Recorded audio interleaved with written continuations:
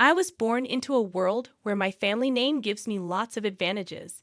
My dad is a big shot in a company you've probably heard about.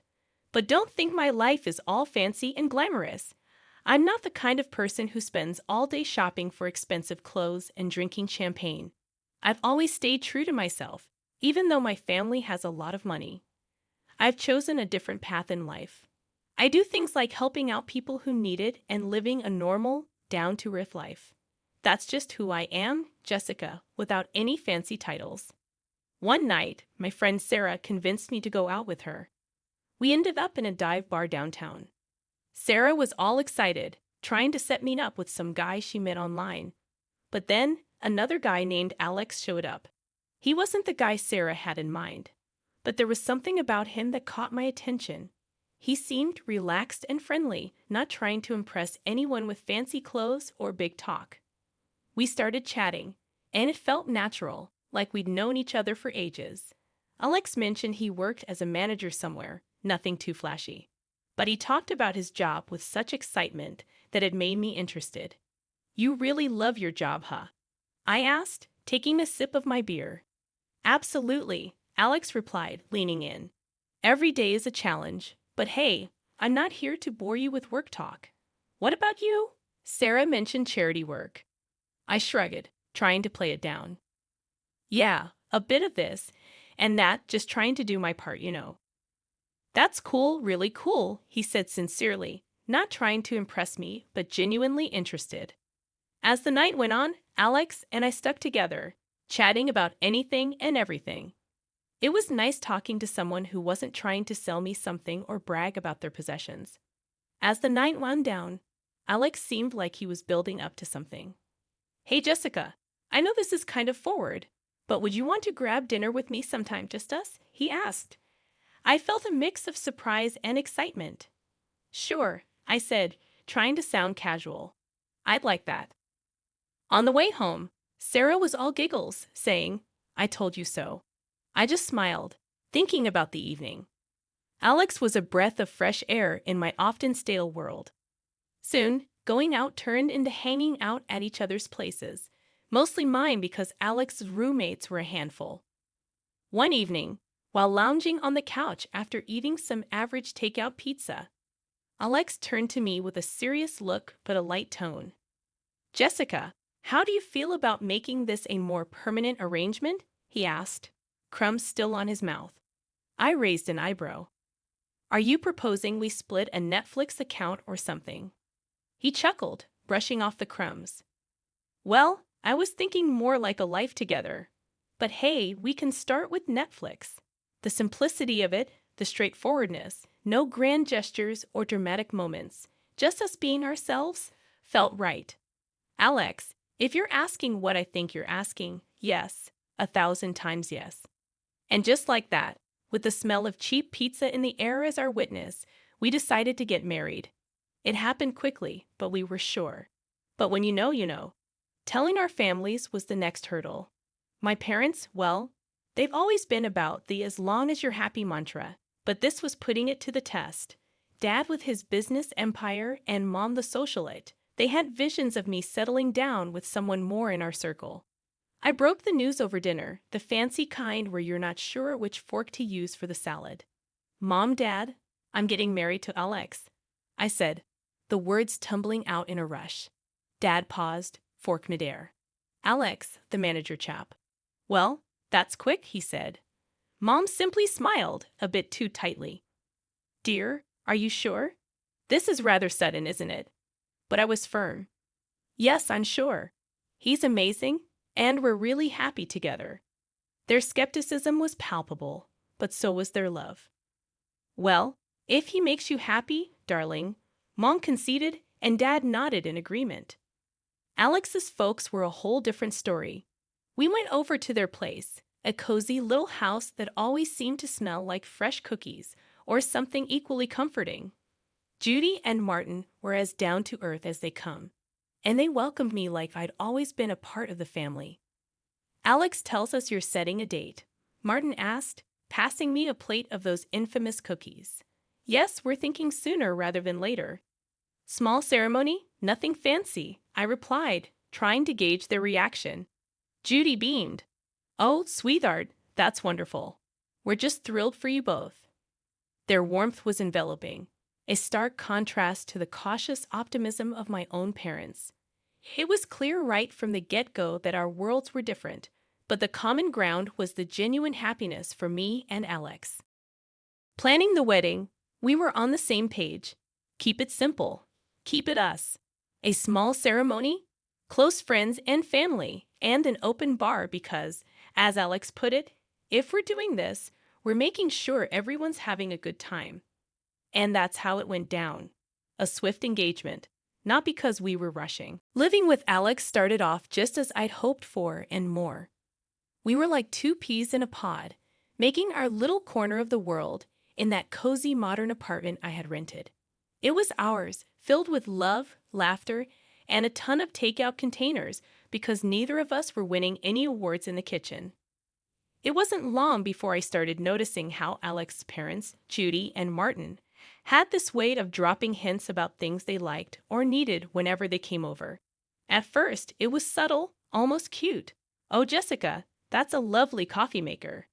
"It must make mornings a breeze," Judy would say, eyeing our shiny new appliance with a gleam in her eye. Or, "Martin, this sofa is just divine." "Our old one's been giving me a right pain in the back, you know," Martin would comment. Wanting to be the good daughter-in-law, I'd surprise them with gifts here and there. A coffee maker for Judy, a comfortable new sofa for their living room, and so on. Their initial reactions were always the same, a mix of surprise and a little bit of guilt. "Oh, Jessica, you shouldn't have. This is too much," Judy would exclaim, her hands fluttering to her chest. "But you know, humans are funny creatures. Give them an inch and they'll take a mile." Those initial protests faded away, replaced by a growing list of subtle hints that were about as subtle as a brick through a window. "Dinner at your folks' place was lovely, dear. Did you see that new TV they have? Crystal clear. Ours is practically ancient." Alex would relay his parents' latest comments, oblivious to the change in their tone. One evening, after I had just dropped a not-so-small fortune on a fancy new TV for them, Alex and I were curled up on the couch, my head resting in his lap. "They really love the TV, babe." "You're amazing. You know that," he said, his fingers running through my hair. I sighed, the weight of their expectations starting to press down on me. "Alex, do they expect us to keep doing this? It's getting a bit much, don't you think?" He paused, his hand stopping mid-stroke. "What do you mean?" "They're just happy, that's all." "Happy or taking advantage?" I pushed back, sitting up to look at him. "It feels like we're their personal shopping service." Alex was taken aback, his brow furrowing. "They're not like that, Jess. They're just not used to nice things, that's all." "But where does it end, Alex? It's like they've got a taste for it now, and they're not looking back," I argued, frustration creeping into my voice. The conversation ended with an uneasy truce, but it was clear we were on different pages. Judy and Martin's gratitude had morphed into entitlement, and it was putting a strain on me. I loved Alex, but I wasn't about to become a bottomless ATM for his parents. When my dad's company hit the skids, it felt like the rug was yanked out from under my feet. That cushy life, poof, gone. And with it, the whole dynamic of my relationship took a nosedive. The shift wasn't gradual. It was like flipping a switch from daylight to darkness. I had to break the news to Alex and his folks. "Let me tell you, that was a conversation I've been dreading. Listen up, things are going to get tight. Dad's company's tanking, and, well, we're in for a rough ride," I said, trying to keep my voice steady. But the tremor was there, betraying my nerves. Alex's reaction was a gut punch. "You're kidding me, right? What do you mean things are going to get tight? You're telling me we can't live like we used to because of your dad's mess." His words were like ice, and for a second, I wished the floor would swallow me whole. Judy and Martin's faces were no better, their disappointment barely masked. "This is quite the situation you put us in, Jessica," Martin added, his tone dripping with reproach. And just like that, the warmth and camaraderie we once shared evaporated. replaced by this cold expectation that somehow I was to blame for my family's financial downturn. Moving in with them was held up as a temporary solution. Our once independent life got swapped for a guest room that felt more like a cell in the house of two people who clearly saw us as a nuisance. The atmosphere was charged with tension, every day a reminder that I'd somehow failed them. "We're cutting back on everything because of this," Judy would remind me, her voice sharp as she served dinner that was a far cry from the lavish meals we used to enjoy. And Martin, always with a comment on saving costs. "Make sure those lights are off. We're not running a charity here." But Alex, he was the hardest to bear.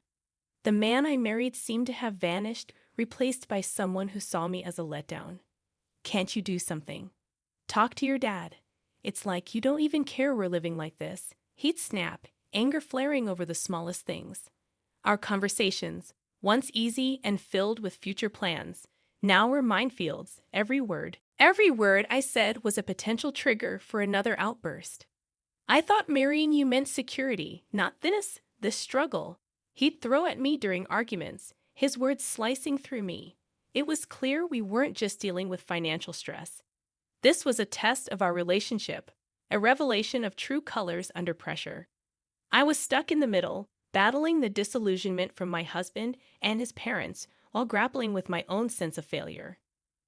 Judy's birthday dinner was supposed to be this cozy family thing at some upscale restaurant, a break from the constant tension, but it turned into the showdown of a lifetime. I should have seen it coming, the way things have been going at their place. We're all sitting there, menu in hand, and I'm trying to keep the peace, just blend into the background. But that plan got torpedoed the second orders started flying.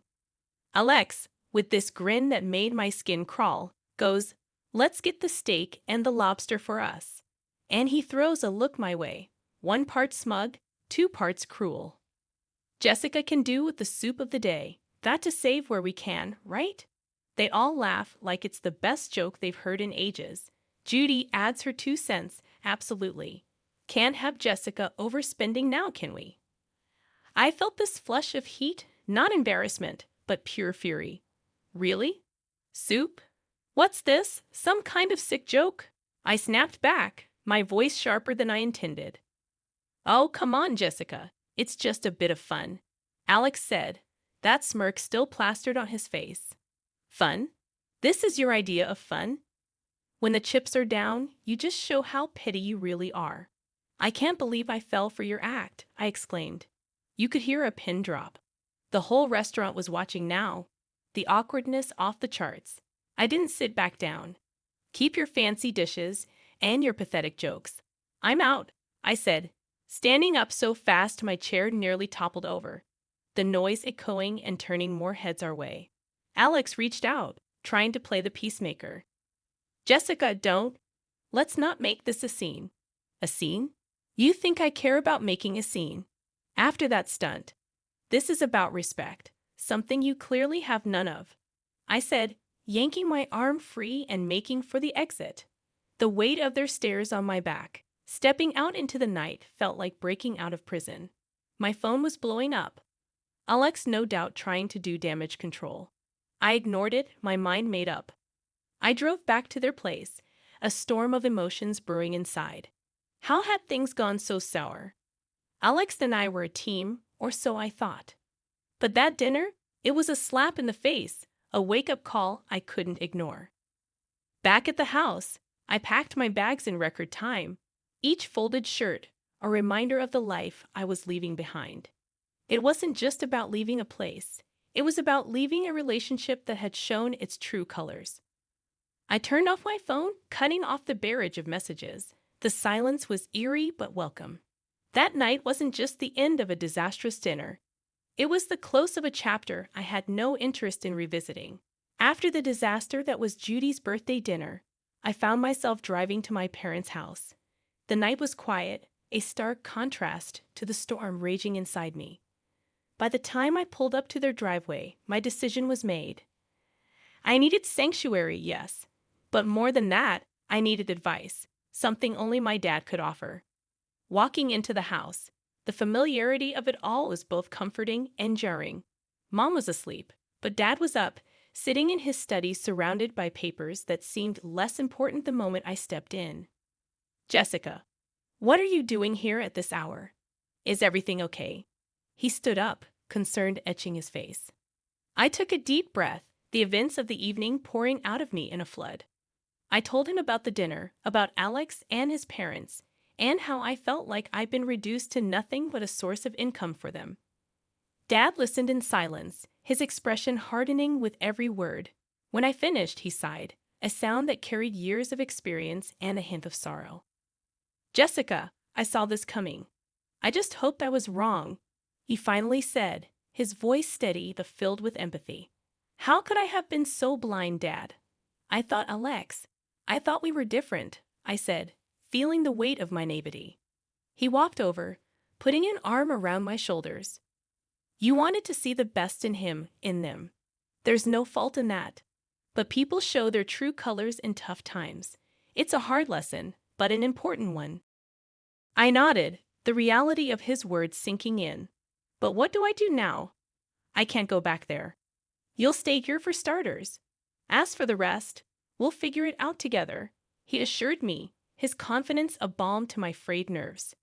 Then he shared something that took me by surprise. You know, the company situation isn't as dire as it seems. We're actually on the verge of a breakthrough. It was a strategic move, a way to weed out the opportunists. I stared at him, stunned. So, you mean to say we're not broke? He chuckled, a sound that was part relief, part amusement. Far from it. But it was important to see who would stick around when the chips were down. Unfortunately, Alex and his family showed their true selves. The revelation was a lot to process. My anger towards Alex and his parents was now mixed with a sense of vindication. They had revealed their true motives, and in doing so, had freed me from a future of manipulation and deceit. Dad, I don't know whether to be relieved or furious, I admitted, the emotions battling inside me. Be both, it's okay. But remember, this experience has taught you something invaluable about people and their intentions. Use it, learn from it, he advised, grounding me. Walking up to Judy and Martin's house the next day felt like heading into the lion's den. I was ready for a showdown, but nothing could have prepared me for the cold reception I got. Alex was standing there, divorce papers in hand, with a look that could only be described as triumphant disdain. Here you go. Let's get this over with, he said, practically shoving the papers at me. His parents were hovering behind, barely containing their glee. Finally getting rid of the freeloader, Judy snickered, and Martin nodded in agreement, a smug smile plastered across his face. Alex joined in. Yes, turns out you're just an ordinary dummy without your daddy's money. Thought you'd cry. But guess what? We don't need a tearful mess around here. Their words stung, but not in the way they expected. I felt a bizarre mix of anger and liberation. I looked at the papers, then at them, and without a word, signed where I needed to. As I did, their smiles widened, thinking they'd won. But I had the last laugh. Pulling out a newspaper from my bag, I slapped it down on the table with more force than necessary. Thought you might find this interesting, I said, my voice dripping with unrestrained satisfaction. The headlines screamed about my dad's company making a monumental comeback, profits soaring higher than ever. Watching their faces drain of color was a sight I'd pay to see again. Judy and Martin's smugness vanished, replaced by shock, then desperation. Alex's arrogance crumbled, leaving him looking like a child who just lost his favorite toy. Judy suddenly switched gears, stepping towards me with arms wide open. Oh, my sweet girl. It's all a big misunderstanding. Let's hug it out. Martin, ever the opportunist, chimed in. Let's not rush things. Sit down, have a coffee, and we can talk this through. And Alex? Oh, Alex, he was the picture of regret. I was wrong, okay? We can fix this. I want to make everything right, please. Their sudden change of heart was almost comical. Almost. I couldn't help but laugh, a deep, hearty sound that felt cleansing. You three are something else, you know that? But here's a news flash for you. I'm done with the lies, the manipulation, and the so-called family that only values me for my bank account. I turned to leave, their protests and pleas fading into the background. They called after me, a mix of desperation and disbelief in their voices. But I didn't look back, not this time. After the spectacle at Judy and Martin's house, I was done. Not just with them, but with the whole sorry saga that had become my life. I needed a fresh start, a clean slate. So, I took some time holed up at my folks' place, getting my head and heart back in the game. One afternoon, a couple of weeks after the divorce was finalized, I was out for coffee with Sarah, my ever-supportive friend who had been there through it all. "Girl, you look like a weight's been lifted," she commented, sipping her latte. I laughed, feeling lighter than I had in months. "You have no idea. It's like I can finally breathe again." Sarah leaned in, her expression turning serious. "So what's next for you, Jess? You've got a clean slate now." I thought about it, stirring my coffee absent-mindedly. "I'm not sure, but I'm excited to find out. Maybe I'll travel, pick up some of the charity work I had to put on hold. As for love," I paused, giving her a rueful smile. "I think I'll give that a miss for a while. Just make sure you're doing what makes you happy, okay? You deserve it after all that drama," she said, reaching over to squeeze my hand. "Thanks, Sarah. That's the plan," I replied. Not long after that conversation, my phone started buzzing with calls and messages from Alex. He was pleading, saying he changed, that we could start over. His parents even got in on the act, sending messages filled with apologies and invitations to talk things over. Sitting in my room, phone in hand, I couldn't help but laugh. The sheer audacity was almost admirable. Almost. I typed out a response, one I'd been mulling over for days. "Alex, moving on means moving forward, not going back to what broke you. I wish you all the best, but this is where our path ends for good. Take care." Hitting send felt like closing the final chapter of a book I'd been stuck in for too long. And just like that, I was ready to start writing a new one. The next few months were a blur of activity. I threw myself into my work, took up volunteering with a vengeance, and even booked a solo trip to a place I'd always wanted to visit. Life was full, and for the first time in a long while, it was fulfilling too. One evening, sitting on a balcony overlooking a bustling street in a far-off city, I realized I'd found what I'd been searching for all along: peace. The drama, the heartache, the betrayal. It all seemed like a distant memory. My phone buzzed with a new message, but this time it was from a number I didn't recognize. Hesitantly, I opened it. It was from someone I'd met during my travels, someone who'd made me laugh and think in equal measure. "Hey Jessica, how about dinner when you're back? No expectations, just food and good company." I stared at the message, a smile slowly spreading across my face.